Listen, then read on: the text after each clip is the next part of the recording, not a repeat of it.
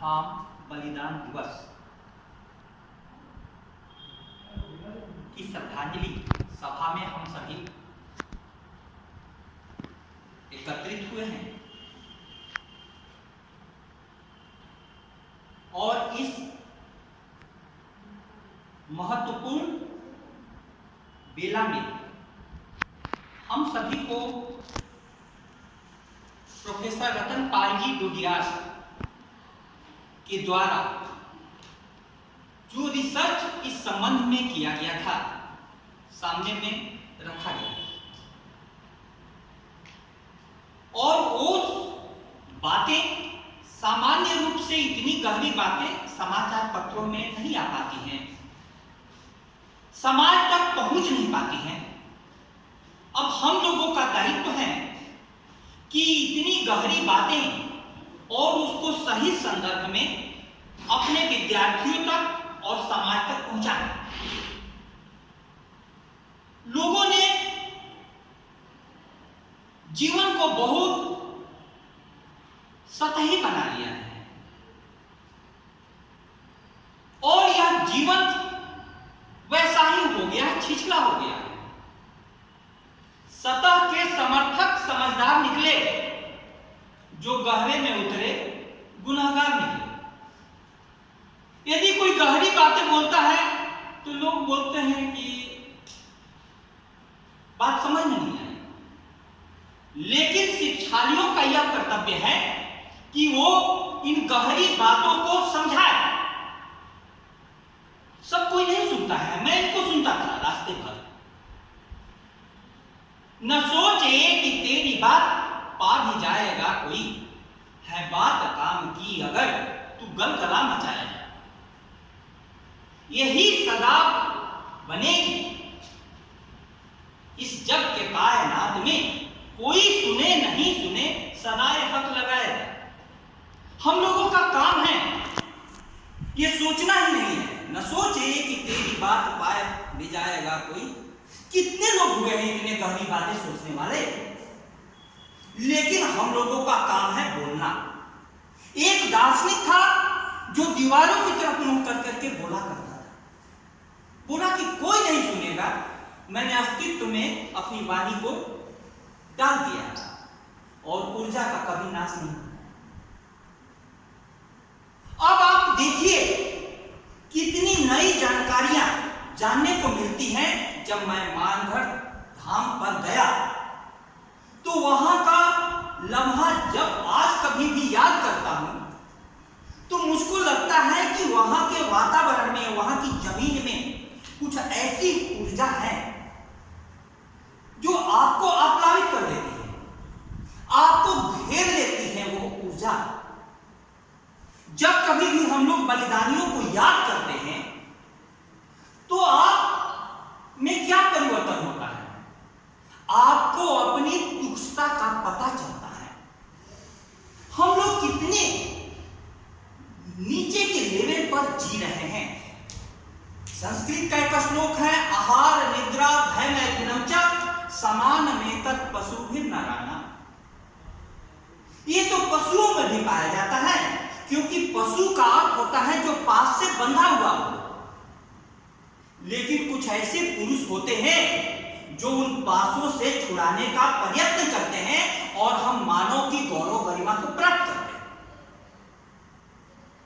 जो कुछ सुना उसको पता चला कि सबसे पहले इस महापुरुष ने यहां के लोगों को जगाने के लिए आंतरिक सुधार किया है, आंतरिक जगत में। और आंतरिक जगत में व्यसनों से मुक्ति सबसे बड़ी मुक्ति है, सबसे बड़ी मुक्ति।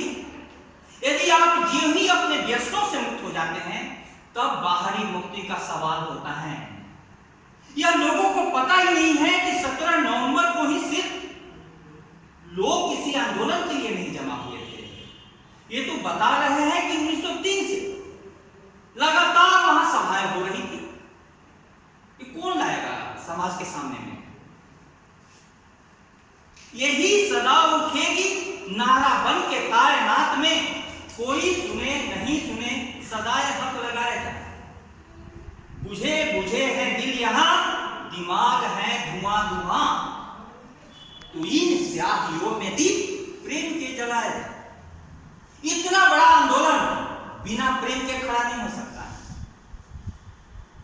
आज कितने संचार के साधन डेवलप हो गए हैं, लेकिन उसमें भी बसों में भरकर जो लोग लाए जाते हैं, पता कीजिए क्या वे स्वेच्छा से जाते हैं अथवा कुछ और राज है।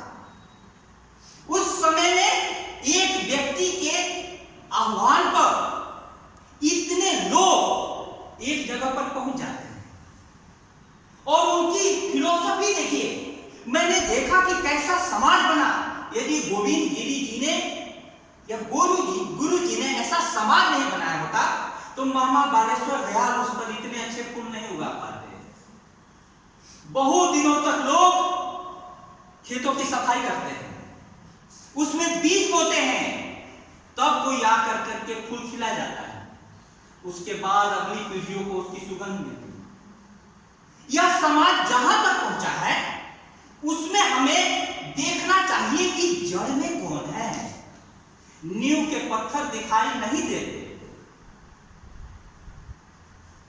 नींव के पत्थरों को देखने के लिए आंखें जो होती हैं शिक्षालय के पास होती हैं। इसलिए आज इस अवसर पर हरदेव जोशी राजकीय कन्या महाविद्यालय के मंच से जो कुछ बातें बताई गई हैं वो इतनी महत्वपूर्ण है कि शब्दशः समाचार पत्र को छाप देना चाहिए। लेकिन उनकी कुछ बाध्यता होती है, लेकिन हमारी क्या बाध्यता है? उसको तो बच्चों तक पहुंचाया जाए, अगली पीढ़ी तक पहुंचाया जाए।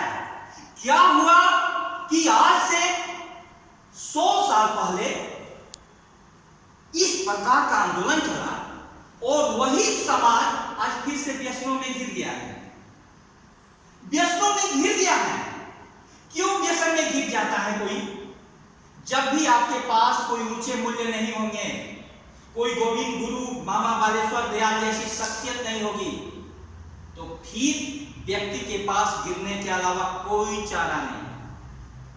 कोई चारा नहीं है। आज जरूरत है जगह जगह, हर मोहल्ले, हर गली में ऐसे लोगों को खड़ा होने की जो ऊंचे मूल्यों के लिए सामान्य जन को प्रेरित कर सके। नहीं तो आज टेक्नोलॉजी के इस युग में जहां पर हर बातें इन बलिदानियों की बहुत जानी चाहिए थी। आपने जिनका नाम बताया व्यक्तित्वों को कितने लोग जानते हैं? नहीं जानते हैं। गंदगी पहुंच जाती है, अश्लीलता पहुंच जाती है। और यदि गोविंद गुरु ने कहा कि तुम्हारा मकान मंदिर के समान है, तुम इसमें रहने वाले देवता हो, इस मकान में भी ऐसे प्रवेश करो कि जैसे तुम मंदिर में प्रवेश कर रहे हो। खाना बनाते समय भी विशेष रूप से स्वच्छता का ध्यान। आज वैज्ञानिक रूप से उसी की जरूरत आन पड़ी। मैं तो इस अवसर पर आपसे इतना ही विनम्र निवेदन करना चाहता हूं कि महाविद्यालय की बहुत बड़ी भूमिका है विचारों के निर्माण में और विचारों के प्रचार प्रसार में। आपके रिसर्च को, इतने अच्छे रिसर्च को भी इन्होंने कंप्लीट नहीं किया। यह सबके सामने आना चाहिए और इससे एक बात अगली पीढ़ी को होगी। अगली पीढ़ी गहरे अंधकार में घिर चुकी है, उसमें से निकलने का रास्ता एकमात्र है ऐसे मूल्यों को जीने वाले लोगों की चर्चा जगह जगह की जाए, जगह जगह की जाए। नहीं तो जिंदा लोग नहीं मिलते हैं। एक व्यक्ति खड़ा होता है और अपनी सात्विकता के भरोसे और लाख लोगों को खींच लेता है। सात्विकता में आज भी इतना दम है, शुद्धता में, पवित्रता में आज भी इतना दम है। और मैं एक रिसर्च की बात कहते हुए अपनी वाणी को विराम दूं। उस शुद्धता, उस पवित्रता, उस सात्विकता के पीछे